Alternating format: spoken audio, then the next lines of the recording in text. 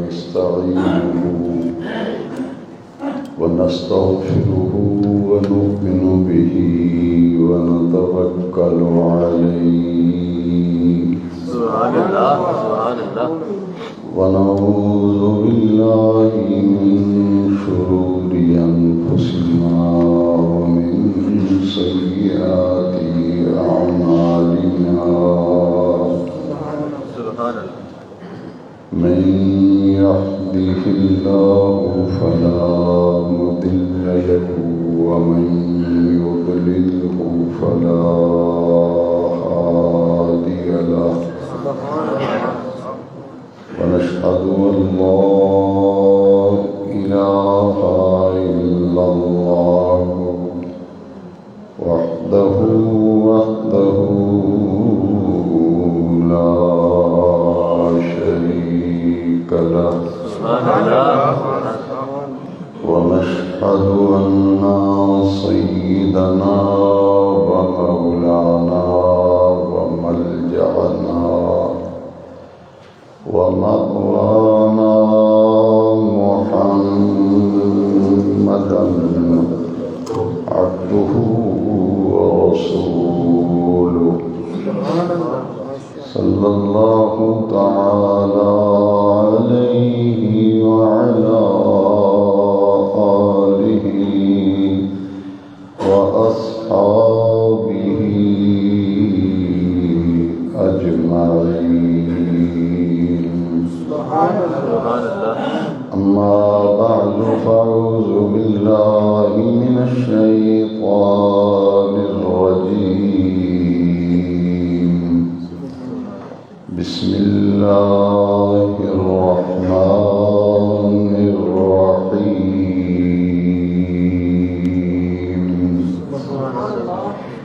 يا أيها الذين آمنوا ادخلوا في السلم كافة.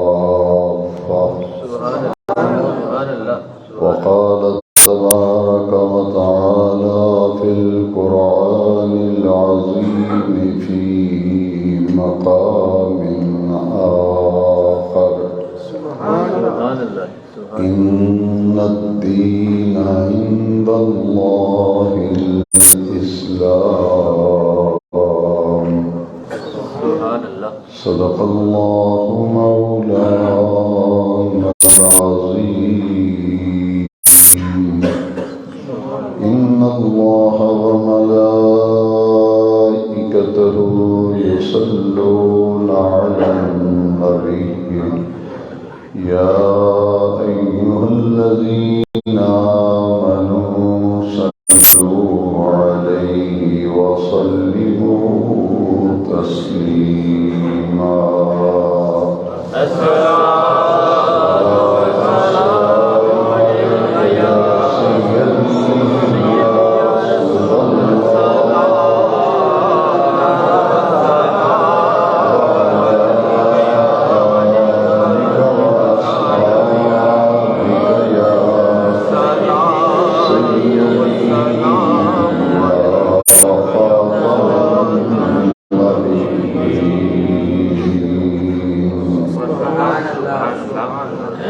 سب تعریفیں ہر قسم کے محامد اور محاسن اس اللہ رب العزت کے لیے ہیں جس اللہ وحدہ لا شریک لہ نے اپنے فضل و کرم کے ساتھ اپنے پیارے محبوب کریم صلی اللہ علیہ وسلم کے طفیل ہمیں نور ایمان عطا فرمایا.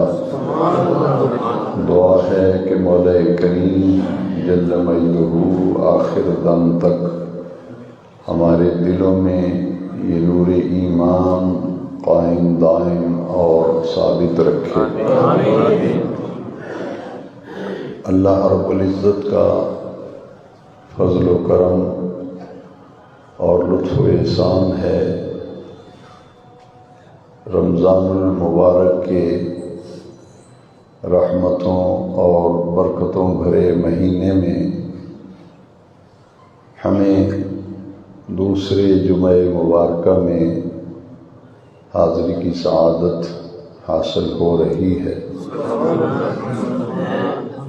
مشہور صحابی رسول حضرت کعب بن عجرہ رضی اللہ تعالیٰ عنہ فرماتے ہیں کہ نبی کریم صلی اللہ علیہ وسلم مسجد نبوی میں تشریف لائے تو جتنے بھی صحابہ کرام مسجد نبوی شریف میں موجود تھے، آپ نے سب سے فرمایا کہ سب منبر کے قریب قریب آ جاؤ۔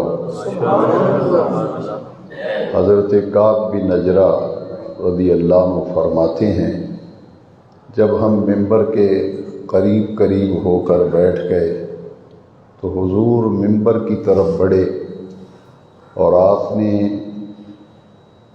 منبر شریف کے پہلے زینے پر، پہلے درجے پر قدم مبارک رکھا تو حضور نے فرمایا آمین۔ پھر دوسرے زینے پر، دوسرے درجے پر قدم رکھا تو حضور نے فرمایا آمین۔ پھر تیسرے زینے پر، تیسرے درجے پر قدم مبارک رکھا تو حضور نے پھر فرمایا آمین۔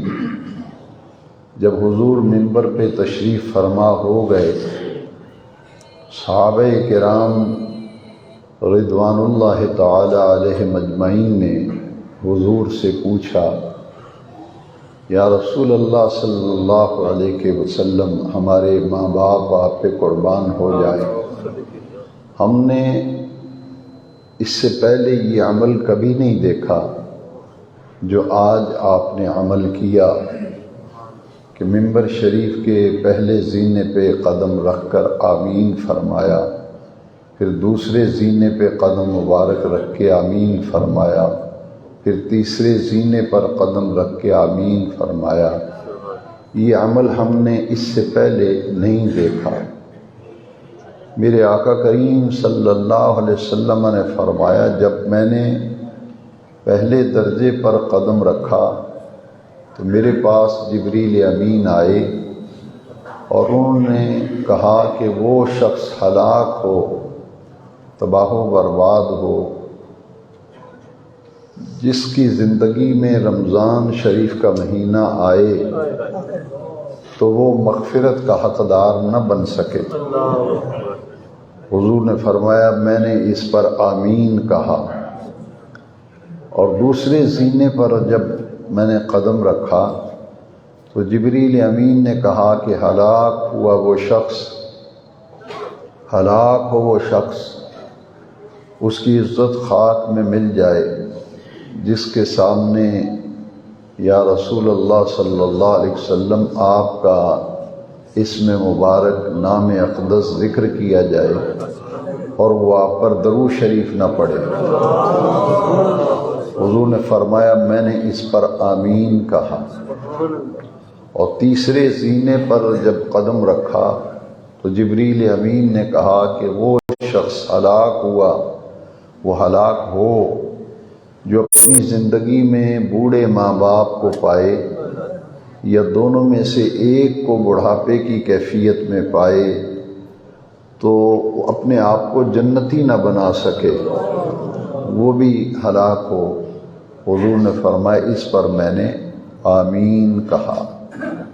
اس حدیث شریف سے تین باتیں معلوم ہوئیں کہ رمضان المبارک کے مہینے میں جو شخص اس مہینے کو اپنی زندگی میں پائے، اس کی زندگی میں یہ مہینہ آئے تو اس مہینے کی پرواہ نہ کرے اور اس مہینے کو ایسے گزارے جیسے باقی 11 مہینے گزارے تھے، نہ اس میں روزہ رکھے، نہ اس میں تراویح پڑھے، نہ اس مہینے میں نماز کی طرف رجوع کرے، تو جبریل امین اس کے حق میں دعا کرنے والے ہوں اور حضور اس پر آمین فرمانے والے ہوں تو اس شخص کی محرومی جو ہے اس کا اندازہ کیا لگایا جا سکتا ہے کہ کتنا محروم ہوگا وہ شخص جس نے رمضان شریف کی قدر نہ کی اور 11 مہینوں کی طرح اس مہینے کو بھی ضائع کر کے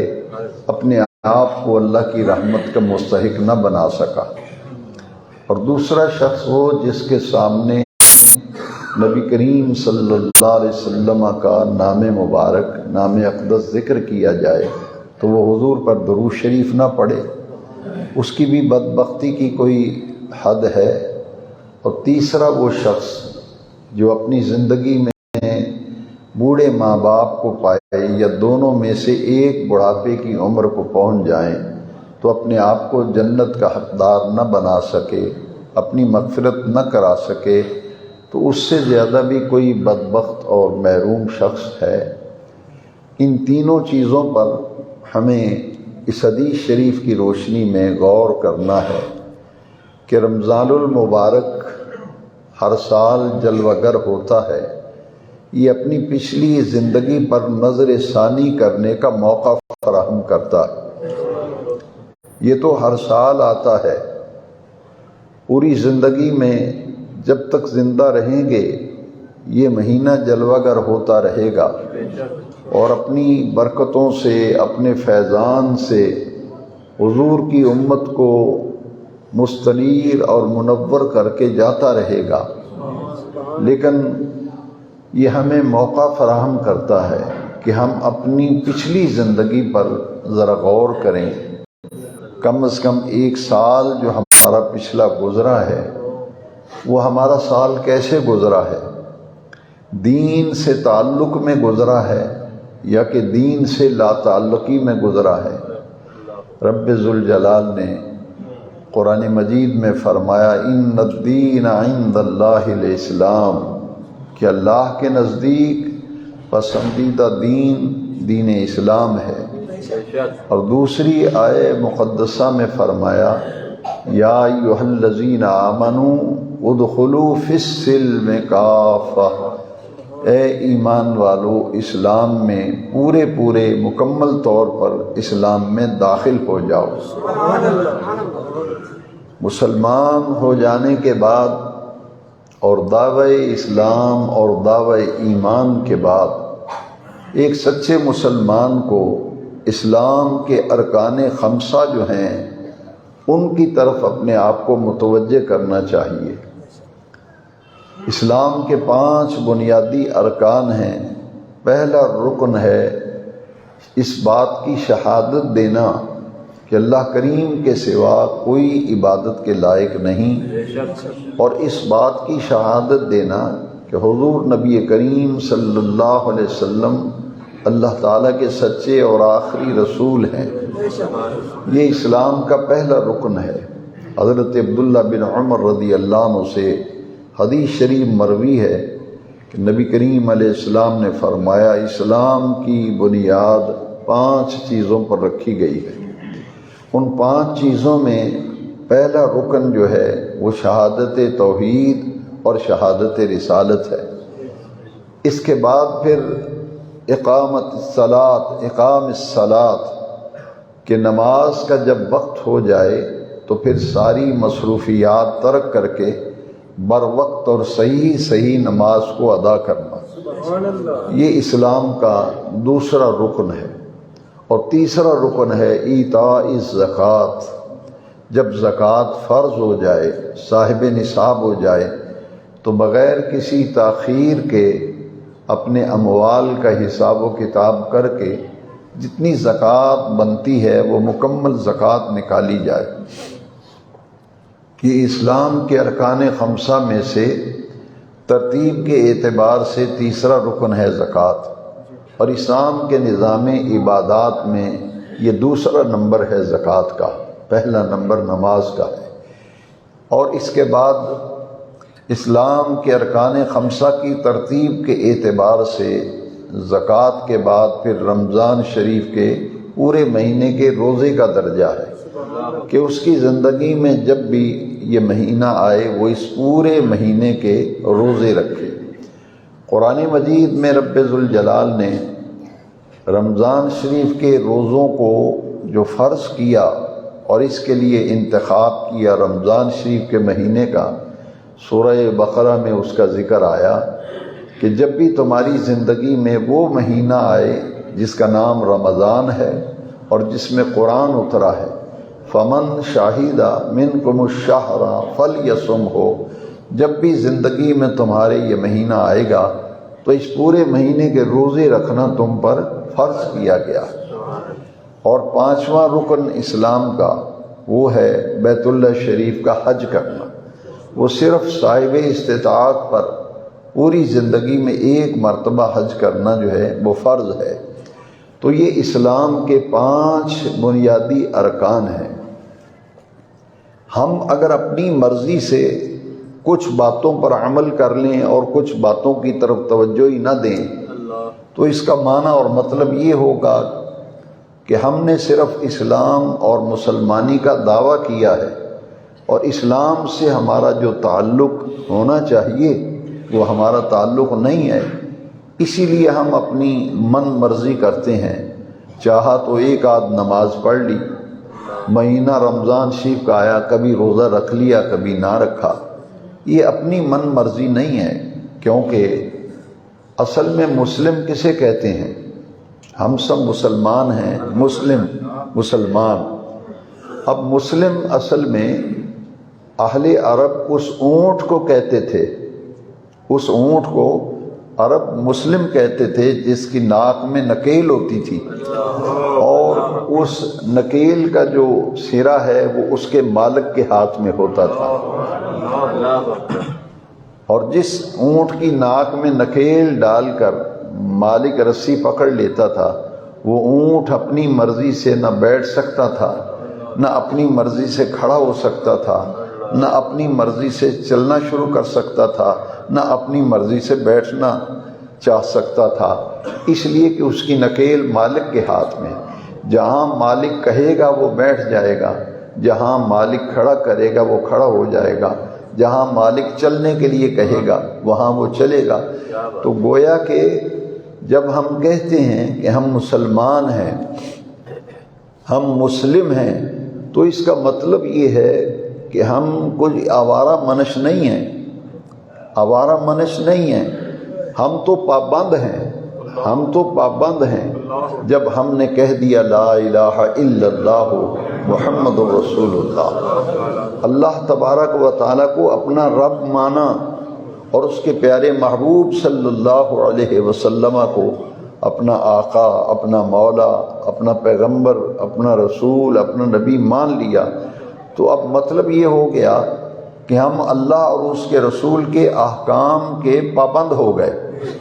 اسی لیے قرآن مجید میں کئی مقامات پر یہ آیت کریمہ آئی ہے، اطیعوا اللہ و اطیعوا الرسول، کہ اللہ کا حکم مانو اور اللہ کے رسول کا حکم مانو۔ تو ہم پابند ہیں اللہ اور اس کے رسول کے حکم کے۔ آپ دیکھیے کہ آپ روڈ پہ جب نکلتے ہیں گاڑی لے کر تو راستے میں ٹریفک سگنل آتے ہیں، تو سگنل کس لیے لگائے جاتے ہیں؟ کہ گاڑی چلانے والا اپنی من مرضی کرے۔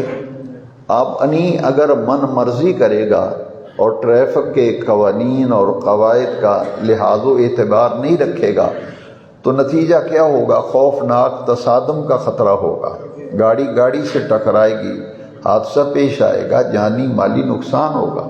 جب ریڈ بتی آتی ہے تو گاڑی کو روک لیا جاتا ہے، اور جب یلو بتی آتی ہے تو ڈرائیور الرٹ ہو جاتا ہے کہ اشارہ کھلنے والا ہے، اور جیسے ہی سبز بتی لائٹ آن ہوتی ہے تو وہ گاڑی اپنی لے کے چل پڑتا ہے۔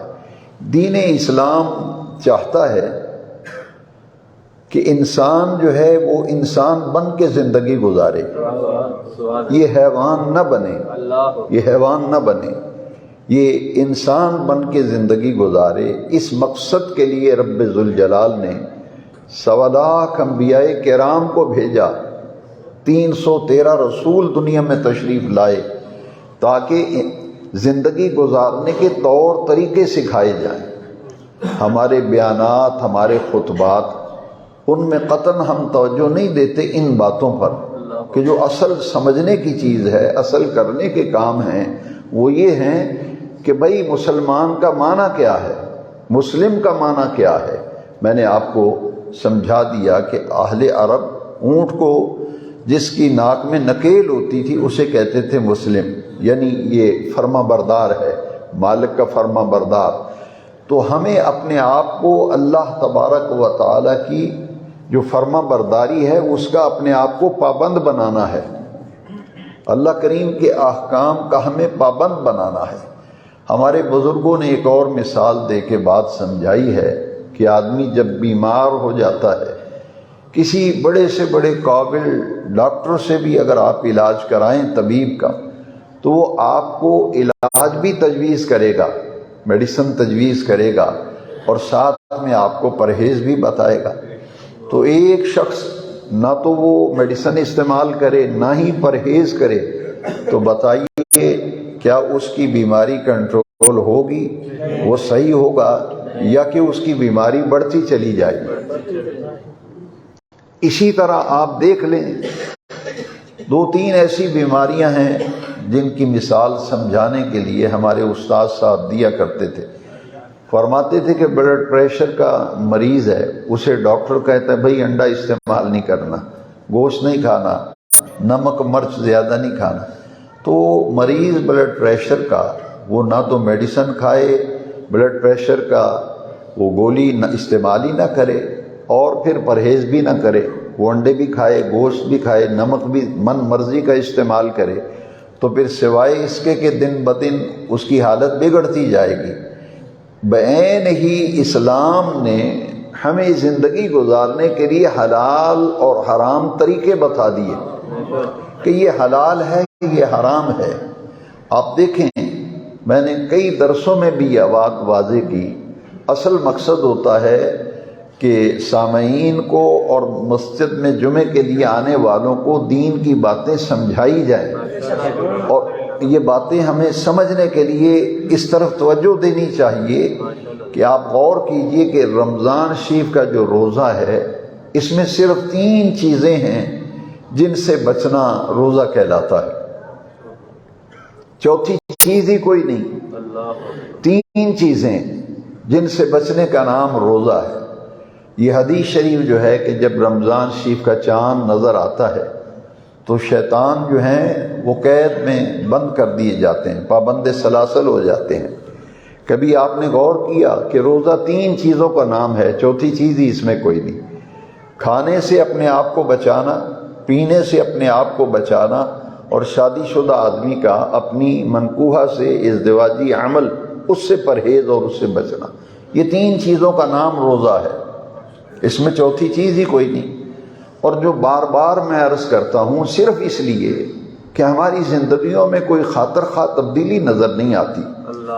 جیسے رمضان شریف سے پہلے لوگ کھاتے پیتے تھے، سرے عام کھا پی رہے ہیں لوگ، اور اسی طرح جیسے رمضان سے پہلے ہمارے معمولات تھے، رمضان شریف میں وہی معمولات مسلم معاشرے میں، بستی مسلمانوں کی، ملک مسلمانوں کا، بازار مسلمانوں کا، محلہ مسلمانوں کا، تو دین کا مذاق اڑایا جائے، دین کا مذاق اڑایا جائے۔ پتہ ہی نہیں کہ رمضان شریف کا مہینہ آیا یا نہیں آیا۔ اس کا مطلب یہ ہوا وہ سمجھتے ہیں یہ ایک فضول کام ہے، جو مسجدوں میں لوگ جاتے ہیں، مسیتر لوگ، یہ فضول لوگ ہیں، ان کا کام ہی یہ ہے۔ حالانکہ یہ دیکھیے 3 چیزیں حلال ہیں، اس پر بہت سی احادیث میں دروس کے اندر آپ کو سنا چکا ہوں کہ دیکھیے 3 چیزوں سے بچنے کا نام روزہ ہے۔ کئی دفعہ ہمارے استاد صاحب فرماتے تھے کہ حرام چیزوں سے بچانا چاہیے تھا کہ یہ حرام چیزیں ہیں، رمضان کے 1 مہینے ان کے قریب نہ جاؤ، لیکن جب قریب نہ جانے کا حکم دیا تو 3 حلال چیزیں، کھانا، پینا اور ازدواجی عمل۔ تو شیطان انسان پر 2 ایسے معاملے ہیں جن کی وجہ سے شیطان حملہ آور ہوتا ہے۔ ایک منہ ہے انسان کا، اس کے ذریعے حرام خوری کرتا ہے بندہ، حرام خوری کرتا ہے۔ تو گویا کہ ہمیں کہا گیا کہ صبح و سعادت سے غروب آفتاب تک رمضان شریف کے مہینے میں تم نے کھانا بھی چھوڑ دینا ہے، پینا بھی چھوڑ دینا ہے، اور ازدواجی عمل بھی چھوڑ دینا ہے۔ نبی کریم علیہ السلام کی یہ حدیث شریف سمجھنے کے لیے بہت ضروری ہے۔ حضور نے اپنی زبان مبارک کی طرف اشارہ کر کے فرمایا تھا، فرمایا جو دو جبڑوں کے درمیان ہے اس کی مجھے تم ضمانت دے دو، کیونکہ زبان سے ہی جھوٹ بولا جاتا ہے، زبان سے ہی غیبت کی جاتی ہے، زبان سے ہی چغلیاں کھائی جاتی ہیں، زبان سے ہی گالی گلوچ ہوتی ہے، زبان سے ہی بد کلامی ہوتی ہے، زبان ہی سے لڑائی جھگڑے کا آغاز ہوتا ہے۔ تو فرمایا اس کے استعمال کی مجھے ضمانت دے دو کہ اس کو صحیح جگہ پہ استعمال کرو گے، صحیح استعمال کرو گے، اس کا غلط استعمال نہیں کرو گے۔ تو فرمایا ضمانت تم مجھے دے دو، میں تمہیں جنت کی ضمانت دیتا ہوں۔ کھانا اور پینا دو چیزیں، اور تیسری شادی شدہ آدمی کا ازدواجی عمل۔ انسان کی جو نفسانی خواہشات ہیں، جنسی خواہشات ہیں، ان کے استعمال کا حلال طریقہ رب ذوالجلال نے نکاح کا رکھا ہے۔ جیسا کہ حضور نے فرمایا النکاح من سنتی فمن رغب عن سنتی فلیس منی، نکاح کرنا میری سنت ہے، اور جس نے میری سنت سے اعراض کیا، میری سنت سے منہ موڑا، اس کا میرے ساتھ کوئی تعلق نہیں ہے۔ تو لہذا جنسی خواہشات کی تکمیل کے لیے اور نفسانی خواہشات کی تکمیل کے لیے جو بشری تقاضوں میں شامل ہے، اس کے لیے پھر اللہ تبارک و تعالیٰ نے حلال طریقہ رکھا ہے۔ فَانْكِحُوا مَا طَابَ لَكُم مِّنَ النِّسَاءِ مَثْنَىٰ وَثُلَاثَ وَرُبَاعَ، اس کے لیے عورتوں سے نکاح کا عمل رکھا گیا۔ تو گویا کہ اسلام یہ چاہتا ہے کہ جو کلمہ پڑھ لے حرام سے بچ جائے، حرام سے بچے، حرام کاری سے بچے، حرام خوری سے بچے، حرام باتوں سے بچے، حرام کاموں سے بچے۔ یہ ہے اصل مدعا اور اصل مقصد روزے کے فرض کیے جانے کا۔ ورنہ بھوکا اور پیاسا رہنا، ذرا سوچئے، اگر ساری مخلوق بھوکی اور پیاسی رہے گی تو اللہ تبارک و تعالیٰ تو بے نیاز ہے، اسے کوئی حاجت نہیں کسی کے بھوکا اور پیاسا رہنے کی۔ یہ دراصل روزے کا جو مقصد ہے، سورہ بقرہ میں فرمایا لعلکم تتقون، تاکہ تمہارے اندر تقوی آ جائے، اور تقوی کا معنی ہے بچنا، اللہ کی ناراضگی سے بچنا، اللہ کی نافرمانی سے بچنا، اور اللہ کی حکم عدولی سے بچنا، اور گناہ سے اپنے آپ کو بچانا، یہ ہے تقوی۔ تو جو تیسری چیز ہے جس سے بچنے کا نام روزہ ہے، وہ ہے شادی شدہ آدمی کا ازدواجی عمل۔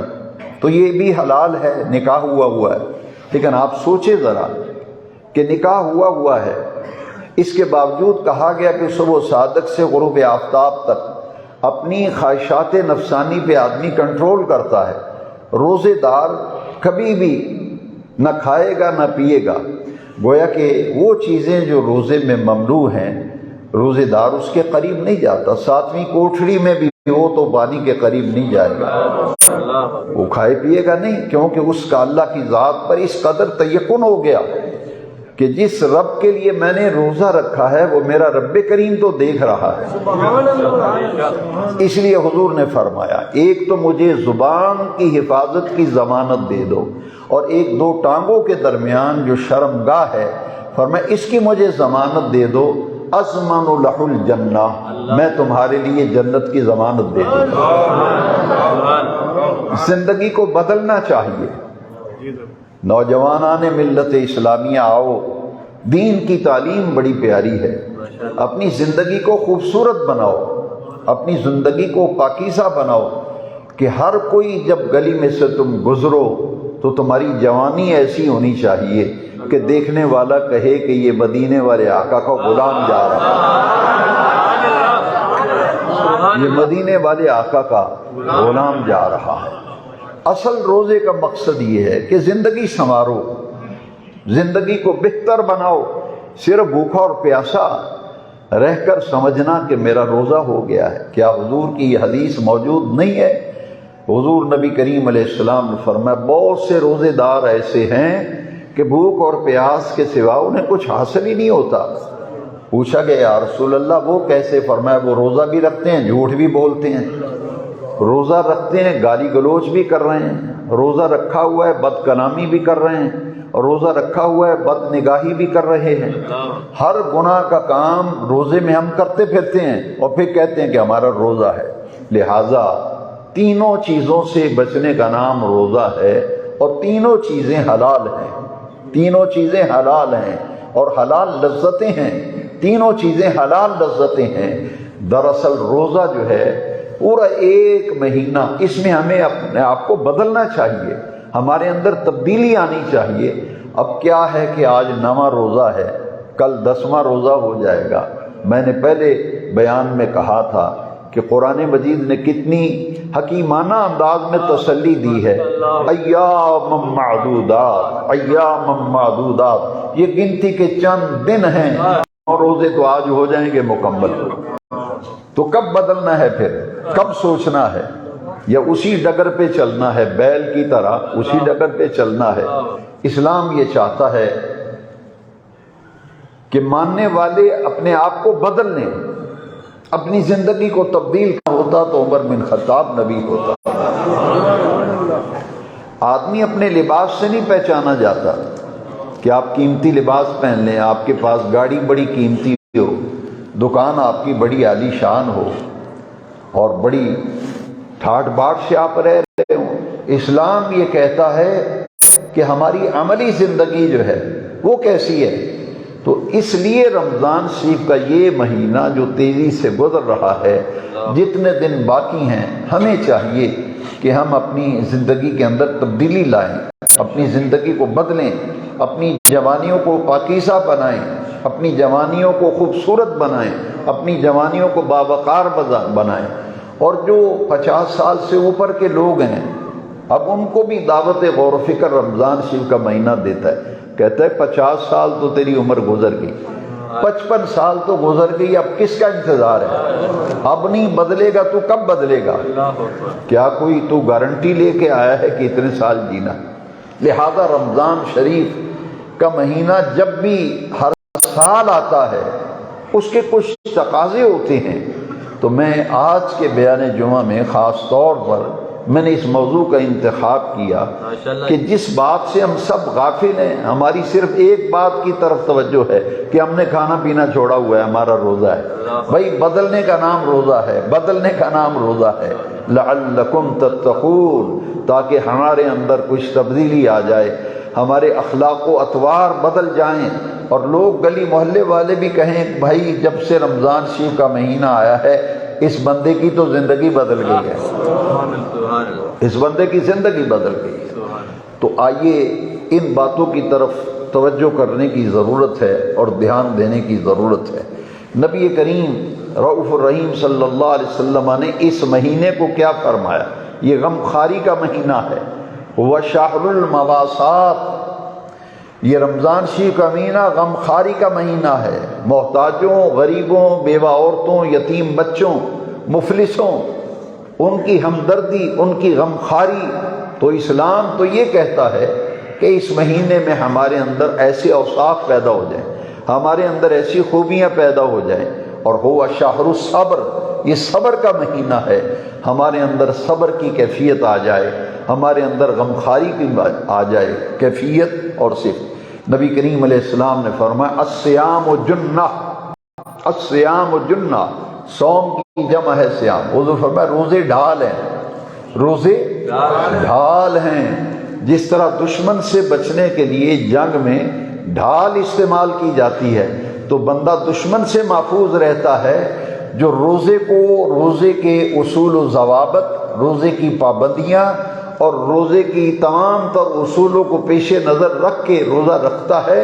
روزہ اس کے لیے شیطان کے حملوں سے بچنے کے لیے ڈھال بن جاتا ہے۔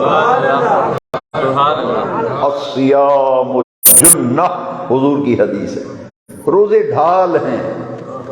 اور روزے دار کے لیے جو انعامات رکھے ہیں، روزے کی حالت میں پچھلے پہر معدہ خالی ہونے کی وجہ سے ہمارے منہ کا ذائقہ تبدیل ہوتا ہے، اور حدیث شریف میں ہے کہ منہ میں ناخوشگوار احساس ہوتا ہے آدمی کو، وہ معدہ خالی ہونے کی وجہ سے۔ تو اس کی اللہ کے ہاں کتنی قدر و منزلت ہے. فرمایا وہ کستوری اور مشک سے بھی اللہ تعالیٰ کی بارگاہ میں اس کی قدر و منزلت زیادہ ہے. روزے دار کو جو انعامات دیے گئے ہیں ان میں سے یہ انعام ہے. اور یہ حدیث تو آپ سن چکے ہیں کہ الصوم، حدیث قدسی، الصوم لی وانا اجزی بہ. حضور فرماتے ہیں کہ رب کریم نے فرمایا روزہ میرے لیے ہے، اس کی جزا میں خود دوں گا. الصوم لی وانا اجزا بہ، روزہ میرے لیے ہے اور اس کی جزا میں خود ہوں. ہر نیک عمل پر جنت کا وعدہ ہے، لیکن روزہ ایک ایسی عبادت ہے جس پر جنت والا ملتا ہے.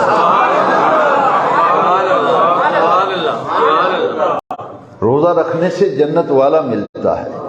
نبی کریم علیہ السلام نے فرمایا صرف جنت میں روزے دار ہوں گے، صرف روزے دار جن کو اللہ کا دیدار ہوگا. روزے دار اللہ کا دیدار کر رہا ہوگا. اور روزے دار تیری اتنی عظمت ہے کہ آمنہ کے لال فرماتے ہیں الدعاء مستجاب عند فطرہ، افطاری کے وقت جو دعا مانگی جاتی ہے وہ رب ذوالجلال کی بارگاہ میں مستجاب ہوتی ہے. یہ رمضان شریف کا پورا مہینہ از اول تا آخر، ایک ایک لمحہ، ایک ایک ساعت اس کی وہ خیر ہے، وہ برکت ہے، وہ نور ہے. اس لیے سحری اور افطاری دونوں کے معاملے میں حضور نے فرمایا تسحروا فإن فی السحور برکت. سحری ضرور کیا کرو کہ سحری میں رب ذوالجلال نے بڑی ہی برکتیں رکھی ہیں. اور افطاری کے بارے میں یہ حدیث شریف کہ نبی کریم علیہ السلام نے فرمایا للصائم فرحتان، فرحۃ عند فطر و فرحۃ عند لقاء ربہ. روزے دار کے لیے بے نیاز رب نے دو فرحتیں رکھی ہیں، ایک افطاری کے وقت اور ایک جب اس کو جنت میں اللہ کا دیدار ہوگا. یہ انعامات روزے دار کے لیے رکھیں. روزے دار کا سونا عبادت ہے. یہ روزے کی حالت میں آپ دوپہر کو جو تھوڑا سا سوتے ہیں یہ آپ کا سونا عبادت لکھا جاتا ہے. آپ کا روزے دار جب چلتا ہے اس کا چلنا عبادت، اس کا چلنا عبادت. اور رمضان کا معنی جلانا، جلنا اور جلانا. رمضان ایک ایسا، اس مہینے کا نام ہی رمضان اللہ نے رکھا. یہ نام رب نے رکھا ہے. شہر رمضان، شہر رمضان، یہ مہینہ ہے رمضان کا. اور رمضان کہتے ہیں جلنا، جلانا.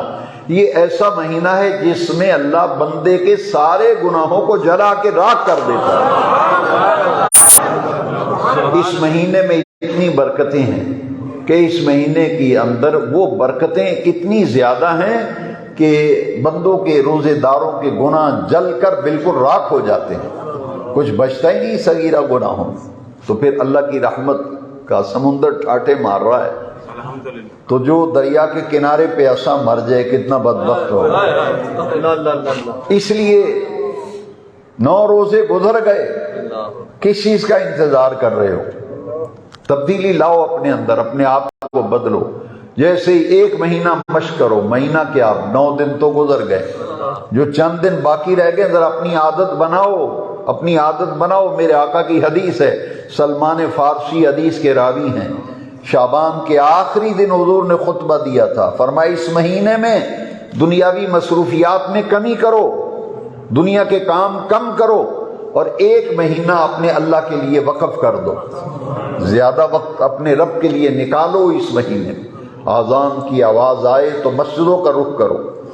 اور پھر بہت بڑی غلط فہمی ہمارے اندر پیدا ہو گئی. کہتے ہیں جی دن کو روزہ رکھتے ہیں، رات کو تراویح پڑھتے ہیں. ہاں یقیناً یہ 2 خاص عبادتیں ہیں جو صرف رمضان شریف کے ساتھ ہیں. رمضان شریف کا روزہ فرض ہے، کسی اور مہینے کا روزہ فرض نہیں. اسی طرح تراویح سنت موقدہ ہے، ایک کو فرض کے درجے میں رکھا اور ایک کو سنت موقدہ میں درجے میں رکھا. کتنا کرم ہے رب کا. لیکن یہ تراویح کا فلسفہ، تقریریں آپ بہت سنتے ہیں، بڑے بڑے اچھے خطباء کو سنتے ہیں. میں اور پہلو سے بات کرنا چاہتا ہوں کہ صرف تراویح پڑھ لینا یہ مقصود نہیں ہے، یہ ہمارے اندر ایک غلط فہمی ہے۔ یہ تراویح میں جو قرآن مجید کی منزل آپ سنتے ہیں، یہ کیا ہے؟ اس کا مقصد کیا ہے؟ جب سرکار نے فرمایا من قام رمضان ایمانا واحتسابا غفر له ما تقدم من ذنبہ، دن بھر کی تھکاوٹ ہے، بھوک اور پیاس ہے، کاروبار دکان پہ بھی بیٹھے رہے، بھوکے بھی رہے، پیاسے بھی رہے، اب اللہ کریم فرماتے ہیں آؤ، دن بھر کی بھوک و پیاس کے باوجود، تھکاوٹ کے باوجود آؤ، مسجد میں ایک شخص مصلی پہ کھڑا ہو کے میرا قرآن پڑھ رہا ہے، وہ قرآن سنو، وہ قرآن سنو۔ اسلام یہ چاہتا ہے کہ مسلمان رسول اللہ صلی اللہ علیہ وسلم کے غلام رات کا کچھ حصہ قرآن مجید کے ساتھ گزارے ہیں۔ کچھ سمجھ آئی ہے؟ تراویح کی حکمت کہ رات کا کچھ وقت جو ہے وہ قرآن مجید کے ساتھ گزارو، قرآن پڑھا جائے، اس کو سنو، کیونکہ یہ قرآن مجید جو ہے یہ شفا بھی ہے، قرآن مجید رحمت بھی ہے، یہ نزول قرآن کا مہینہ ہے۔ اور دیکھیے وَنُنَزِّلُ مِنَ الْقُرْآنِ مَا هُوَ شِفَاءٌ وَرَحْمَةٌ لِّلْمُؤْمِنِينَ، قرآن آپ سنتے ہیں، سناتے، تراویح پڑھانے والے امام صاحب سنا رہے ہیں، آپ تو صرف سن رہے ہیں، آپ تو صرف سن رہے ہیں، جو سنا رہے ہیں انہیں سنت کا ثواب مل رہا ہے، اور جو سن رہے ہیں انہیں فرض کا ثواب مل رہا ہے۔ لیکن ان باتوں کو تو ہم اہمیت ہی نہیں دیتے، ان باتوں کی طرف ہماری توجہ نہیں۔ یہ جو پیچھے آسمان کے آپ قرآن سنتے ہیں نا، آپ کو فرض کا ثواب ملتا ہے، اور جو سنانے والے ہیں انہیں سنت کا ثواب ملتا ہے، کیونکہ قرآن مجید کی تلاوت کرنا سنت ہے، اور اگر قرآن پڑھا جا رہا ہو تو سننا فرض ہو جاتا ہے۔ اس لیے میں آپ کو کہوں السلام علیکم، میں نے سلام کہا تو مجھے سنت کا ثواب ملا، آپ نے جب وعلیکم السلام کہا تو آپ کو فرض کا ثواب ملا۔ لیکن اب تو سلام کا جواب دینا لوگ توہین سمجھتے ہیں، سلام کا جواب ہی نہیں دیتے۔ حضور نے فرمایا افش السلام، السلام علیکم کہنے کو رواج دو، اسے پھیلاؤ، زیادہ سے زیادہ پھیلاؤ۔ یہ دعا ہے، السلام علیکم کیا ہے؟ یہ دعا ہے۔ مسلمان جب مسلمان سے ملتا ہے تو ایک دوسرے کو دعائیں دیتا ہے، ایک دوسرے کو، اس کا معنی ہے تم سلامت رہو، تم سلامت رہو، تم پر سلامتیاں ہوں۔ تو السلام علیکم کہنا سنت ہے، وعلیکم السلام جواب میں کہنا واجب ہے۔ لہذا قرآن مجید اس رمضان شریف میں نازل ہوا، انزل فیہ القرآن شہر رمضان الذی انزل فیہ القرآن، تو صرف روزہ رکھ لینا جو ہے، اپنے آپ کو پرہیزگار و متقی سمجھنے لگنا، یہ بات درست نہیں ہے، بلکہ قرآن کے ساتھ رمضان شریف کا کچھ وقت گزارو، قرآن شریف کے ساتھ کچھ وقت گزارو۔ صبح قرآن شریف پڑھو، صبح ٹائم نہیں ملا شام کو پڑھو، تراویح میں سنو، کچھ وقت قرآن شریف میں گزارو۔ اور یاد رکھیے 5 وقت کی نماز،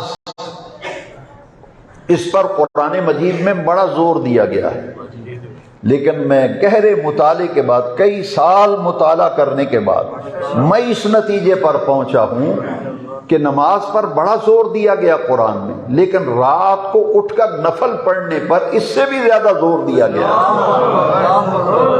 ایک نماز ایسی ہے جو تہجد، جس سے اللہ کا قرب حاصل ہوتا ہے، یہ نماز اللہ کو بڑی پسند ہے۔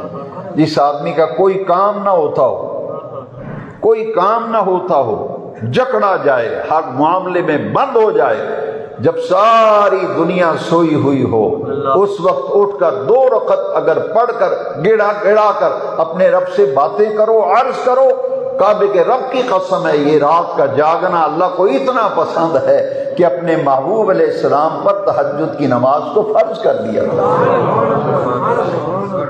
میں کبھی کبھی غور کرتا تھا کہ ہر کسی پہ 5 نمازیں فرض، جو اللہ کے محبوب ہیں ان پہ 6 نمازیں فرض۔ ہمارے لیے تہجد کی نماز نفل ہے، اور حضور کے لیے تہجد کی نماز فرض ہے، اس لیے کہ جو لذت، جو انعام، جو فضل، جو کرم اس نماز میں ہوتا ہے تہجد میں، اس کا انداز ہی باقی نمازوں سے منفرد ہے۔ وَمِنَ اللَّيْلِ فَتَہجد بِهِ نَافِلَةً لَكَ یا ایھا المزمل قم الليل۔ قرآن مجید میں پانچوں نمازوں پر بڑا زور دیا گیا ہے، لیکن راتوں کے جاگنے پر اس سے بھی زیادہ زور دیا گیا، اس سے بھی زیادہ زور دیا گیا۔ میں تو اکثر درسوں میں، میرا تو کام ہی خدمت دین ہے، میں تو خیر اور بھلائی کی دعوت لوگوں کو دینا، میری ساری زندگی اسی کام میں صرف ہوئی۔ میں آپ سے کہتا ہوں کہ 9 دن گزر گئے، 9 دن گزر گئے، جو دن باقی ہیں یار اپنی عادت بنا لو۔ سارا سال تم تہجد نہیں پڑھ سکے، سارا سال تہجد نہیں پڑھ سکے، یہ جو چند دن باقی رہ گئے ہیں ان میں ذرا تہجد کی نماز پڑھ کے تو دیکھ۔